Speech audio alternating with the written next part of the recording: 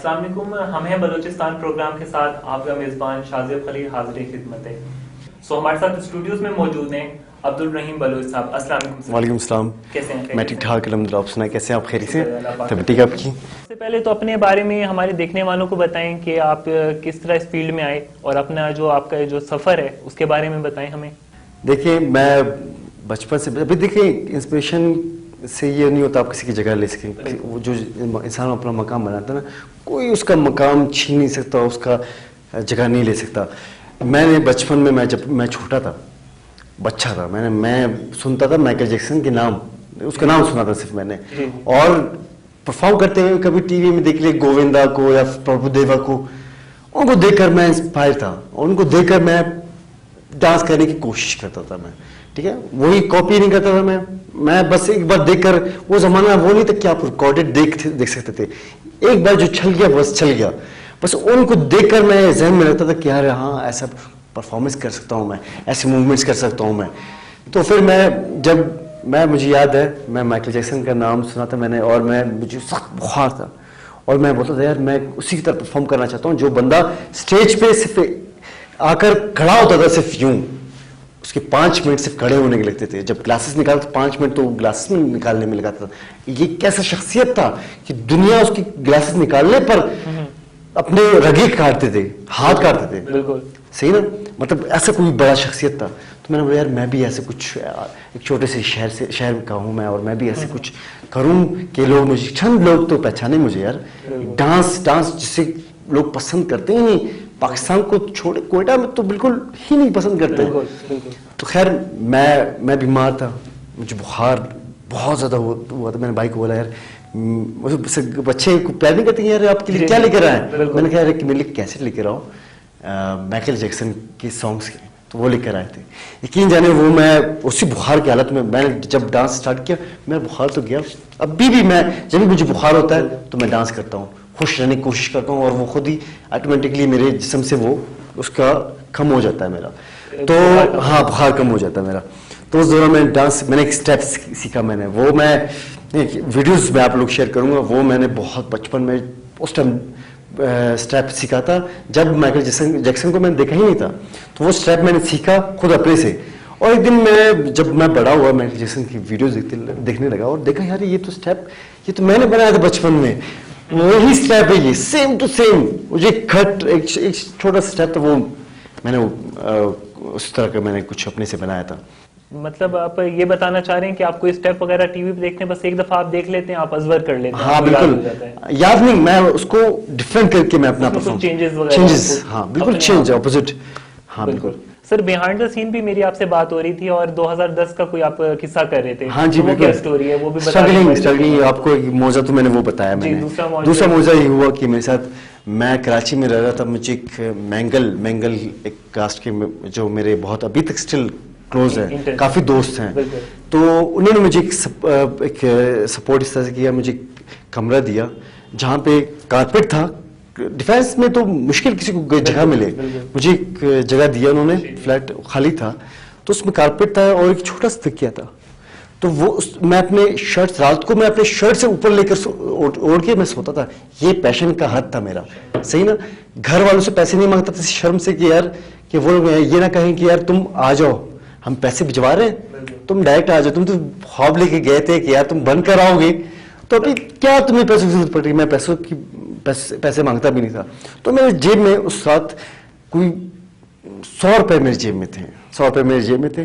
रात को मैंने वही शर्ट्स अपने ऊपर ओढ़ कर मैं सो रहा था, वो छोटे से तकिए पर मैं यूँ सो रहा था, और उस ख्वाब में देखता हूँ मुझे मच्छरों ने काटा है और मैं मच्छरों को यूँ स्प्रे करके मार रहा हूँ, सही ना।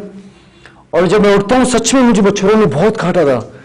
मैंने बोला यार अल्लाह मैं क्या करूँ, और मैं क्या करता, मैं मम्मी डैडी लड़का, मुझे बर्तन धोने नहीं आते थे। मेरे जो बर्तन थे वो उसमें मच्छर पैदा हो गए थे, मैं कितने अरसे से मैंने धोए नहीं थे, और मुझे वो भी होता था कि यार मैं कैसे धोऊं, मुझे आता ही नहीं है क्योंकि मैं तो कैसे फैमिली से। हाँ, तो खैर मैं बता रहा हूँ वो कमरा मेरा मच्छरों से भर गया था। वो डिफेंस में कराची में तो वैसे भी मच्छर होते हैं, मुझे खड़ा हुआ तो मैंने बोला यार कल मेरा ये जो 100 रुपए है, मैं इसका तो मैं नाश्ता भी करने वाला था, सुबह 15 रुपए का नाश्ता, एक दही लेकर एक रोटी लेकर नाश्ता करना था, और मुझे बस में जाना था अपना थिएटर की रिहर्सल्स करने के लिए। अवंती थिएटर चल रहा था उस टाइम, मैं थिएटर कर रहा था, दूसरा थिएटर था मेरा। 3 महीने मतलब 2 महीने रिहर्सल्स, 1 महीना थिएटर चलता था हमारा। तो उसके लिए मैंने बोला यार 100 रुपये ये तो गुजारा करना था, कल के दिन के लिए मेरे परफेक्ट था 100 रुपये। अब मैं क्या करूँ यार, और मैं जल्दी सो गया था। मैं कोई 5 बजे सोया कि यार मैं जल्दी सो जाऊं ताकि मुझे भूख ना लगे, मैं रात का खाना नहीं खाऊं, सुबह मैं डायरेक्ट नाश्ता करूंगा मैं। और मैं सो गया और मुझे रात को उससे मच्छरों ने उठाया और मैं उठ के मुझे भूख लगा। मैंने बोला यार अल्लाह ये क्या शिट, प्लान तो सारा फेल हो गया, मैं तो खाना नहीं खाना था, अभी मुझे भूख लग रही है। देख रहा हूँ 11-10 बज रहे हैं। मैंने यार अल्लाह क्या करूँ मैं। अब मैं बाहर निकला, बाहर निकलते ही नीचे जाकर मैंने स्प्रे लिया, कोबरा स्प्रे नहीं होता उस टाइम तो सस्ता था, 70 रुपये का मिलता था, लिया गया। मैंने बोला मच्छरों की, तो मैं दरवाजा खोलती सबको मच्छरों को मैंने मारा और मारा। मुझे नहीं पता था मुंह भी ढकना होता है, सांस मेरा बंद होने लगा। मैंने कहा यार रहीम भागो, मैं डस्टबिन की लात मारूं, मच्छर निकले, सबको मारा मैंने। यकीन जाने ये मैं अपना रियल किस्सा सुना रहा हूँ आपको, एक सब कुछ मैं बता रहा हूँ आपको। तो मैं जब बाहर निकला, लॉक किया, अब मेरे पास जेब में 30 रुपए रह गए। अब मैं सामने सीव्यू था, मैं बदर कमर्शियल में रह रहा था, तो मैं पैदल जाते जाते सीव्यू पहुंचा। वहाँ पे मैं समंदर के पास यूं खड़ा हूँ, देखता हूँ भुट्टा वाला नहीं भुट्टे, उससे मैंने बोला यार दे दो मुझे एक भुट्टा दे दो। 30 रुपए थे मेरे पास, दे दिए मैंने और मैं खा रहा हूँ। वहाँ पे चेयर पड़ा होता समंदर के पास, मैं वहाँ पे बैठ गया और मैं यूं खा रहा हूँ। और हाँ, और यकीन जाने मैं रोने वाला था, मैं रोने वाले हालत में तो खा रहा हूँ। सुबह मैं कैसे जाऊँगा मैं। अब मैं उठा तो जाने लगा था, एक बंदे ने रुका, बोलते भाई क्या हुआ। मैंने क्या हुआ खैर। तो यार अपने सीट पे मेरे चेयर पे बैठे थे, 10 रुपये आपके बनते हैं। मैंने बोला यार लाई क्या सीन हो, मेरे पास 1 रुपया नहीं है। अब मैंने बोला किसी और शहर में हूँ। मैंने बोला हाँ मैं देता हूँ, आप जाओ मैं आ रहा हूँ, मैं कुछ देर और बैठूंगा मैं। वो बंदा चला गया, मैं बैठा हूँ। मैंने बोला ये इसका मुंह उस तरफ होगा तो मैं यहाँ से भाग जाऊंगा, मैं नहीं दूंगा मैं इसको। हकीकत बात है। देखता हूँ हाँ मैं देखता हूँ आ गए मेरे पास हिजड़े हमारे क्या कहते हैं ख्वाजा सरा। मैं बहुत प्यार करता हूँ उनसे। वो आए मुझसे पैसे मांग रहे हैं, मैंने बोला भाई, मैं यूं देखकर रो पड़ा। मैंने बोला यार अल्लाह मेरे पास 1 रुपया भी नहीं है, मैं ये रात का मेरा खाना है, सुबह का नहीं पता मैं क्या खाऊंगा और मैं कैसे ट्रैवल करूंगा, मैं जाऊंगा अपने रिसर्च पे। तो मैं रो पड़ा। मैं अभी बस यूं था, उसने एक ने यहाँ पे पप्पी ली, एक ने यहाँ पे पप्पी ली, दूसरे दोस्तों को बुलाया, सब आगे जमा हो गए, सब ने पप्पियां ली मेरी, लाल कर दिया मुझे। कोई मुझे 200 दे रहा, कोई 300 दे रहा, कोई कितने 3200 रुपए मेरे हाथ में आ गए। मैंने बोला नहीं चाहिए मुझे, नहीं उठाया, मारेंगे तुम यहाँ पे। वो थे भी अट्टे कट्टे, इतने बॉडीदार, मैं इतना पत्ता, वो एक मुके का नहीं था उनका मैं। तो मैंने कहा हाँ बस ठीक है, थैंक यू सो मच। उन्होंने दिया मुझे, उन्होंने कहा कि हम यहीं पे होते हैं। मैंने उनको अपना सारा स्टोरी सुनाया कि मैं यहाँ पे आऊँ, स्ट्रगल कर रहा हूँ, मैं इस तरह का आर्टिस्ट हूँ। आज भी मेरे साथ कांटेक्ट में, यकीन जाने आज तक मुझसे कांटेक्ट में, और मैंने उनके लिए बहुत किया, लेकिन वो दौरान जो उन लोगों ने मैंने ये किया, वो उसका हिसाब मैं मरते दम तक नहीं दूंगा, नहीं दे सकता। ये कितनी बड़ी बात है, एक बंदा जो है एंजाइटी, स्ट्रेस और डिप्रेशन का शिकार है और उसको फ्री ऑफ कॉस्ट जो है ना बहुत चले गए। हाँ यकीन जाने मैंने उस टाइम देखा, मैंने बोला अल्लाह वाकई तुम हो, रब ने साथ दिया कहीं ना कहीं से। और यकीन जाने मैं उसी दिन गया, मैं होटल गया, मैंने बोला यार मेरे लिए खाना 2-3 किस्म के डिशेस मैंने मंगवाए और मैंने इतना खाया और मैं बच गई, फिर भी मैं बच गई, मैं लेके गया और मैं इतना खुश था। मेरे 2 महीने ऐसे मजे में गुजरे मैं बता नहीं सकता। ये वक्त काफी मुश्किल था जिस तरह आपने बताया। मुश्किल था मेरे लिए, मुश्किल लग नहीं रहा था, दिख नहीं रहा था मुश्किल, क्योंकि मेरे सिर्फ आंखों में मेरा जुनून था, मेरा इश्क था जो मैं करता था सिर्फ अपने फील्ड से। ये सिर्फ अभी सुनने में सिर्फ हमें स्टोरी लग रही है, लेकिन जिस बंदे पे जो है गुजरी है वही जाने। बिल्कुल। आजकल की यंगस्टर जितने भी हैं वो बैठते हैं, बोलते यार वहां पे जाएंगे इतना खर्च आएगा, वहां पर रहे कहाँ, अगर रहे तो फिर आगे अगर पैसे खत्म हो गए तो क्या करें हम लोग, ये सोच से वो लोग आगे बढ़ते नहीं। तो ये स्टोरी थी मेरी। सर 2010 की बात आपने की, उस टाइम तो इंटरनेट का कुछ ऐसा एक्सपोजर नहीं था, यूट्यूब वगैरह या फिर हल्का फुल्का था। तो मैं ये वायरलेस आपको पता हो, मैं तो बचपन की बात कर रहा हूँ, बचपन से जब 2008 या स्ट्रगलिंग पीरियड था, 6 साल में स्ट्रगलिंग उस टाइम स्टार्ट नहीं की थी मैं 10 में मैं स्टार्ट की थी मैंने। तो उस दौरान मैं सिर्फ ये वायरलेस के मैं कार्ड्स लेता था उसमें इंटरनेट डालकर उसकी वीडियोस में निकालता था, उन लोगों को देखकर इंस्पायर होता था। और चैनल आते थे केबल्स में, उस टाइम इंडियन चैनल्स आते थे, अभी तो बंद किए लोगों ने। हमारे ये बीच के दरार पैदा की, हाँ चलो की आप लोगों ने, आपसी आप मुल्क को नफरतें, लेकिन हमारे मुल्क में हमारे यंगस्टर्स, हमारे जितने भी लोग हैं वो सीखते हैं यार। आर्टिस्ट हैं वो लोग, ड्रामा से सीखते हैं, वो नहीं सीखते हैं कि कुछ गलत सीखे, वो सीख रहे हैं, उनको उनसे इंस्पिरेशन मिल रहा है यार। ये तो नहीं आप लोग बंद करके उनको सिर्फ एक पीटीवी तक की हद तक छोड़ रहे हैं आप लोग, एक न्यूज तक स्ट्रेस दे रहे हैं आप लोग, टेंशन दे रहे हैं, न्यूज दिखा रहे हो, यंगस्टर क्या सीखेगा, वो टेंशन ही लेगा ना। आप एंटरटेनमेंट दिखाई नहीं रहे, दे नहीं रहे उनको। एंटरटेनमेंट देंगे तो आपकी यूथ, आपका फ्यूचर है। आप यूथ को इतना बाउंड करके रखोगे तो आपका क्या, हम लोग का खाक फ्यूचर बनेगा? नहीं बनेगा।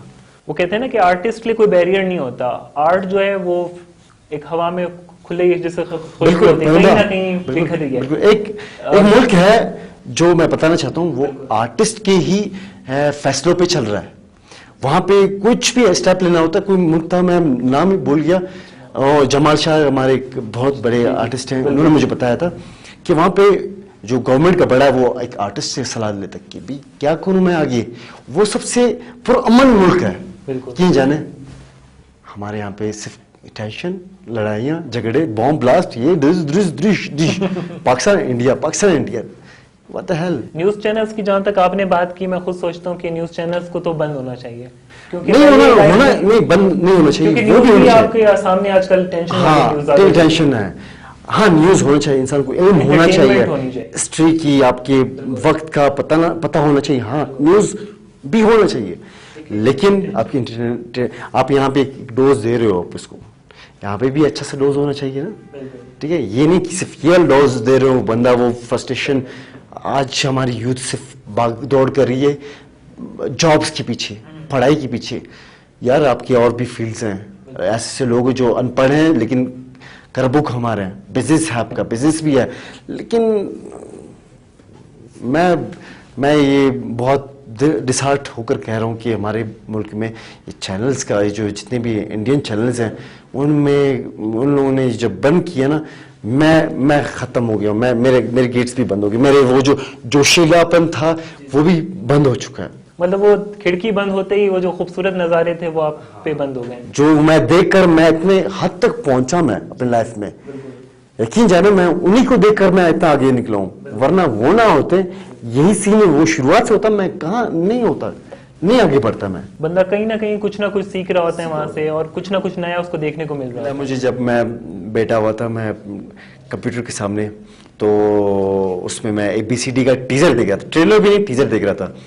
तो मैं रो पड़ता हूँ, मैं बोलता हूँ यार अब इनको तो वही, जैसे मुझे एक रियलिटी शो मिला, जैसे नचले हो गए, उनको भी एक डांस, इंडिया डांस मिला था, तो उसके बिहाफ पे उनको एक फिल्म भी मिला ABCD। तो मुझे कब मिलेगा? तो यकीन जाने एक हफ्ते बाद मुझे कॉल आता है फिल्म के लिए, डांस कहानी के लिए। तो डांस कहानी मैंने किया, उसमें मैंने बहुत मेहनत की, उधर मैंने एक्टिंग भी सीखी। फिर उसके बाद मुझे दूसरा प्रोजेक्ट मिला, रिवेंज ऑफ द वर्थलेस, दूसरी फिल्म मेरी।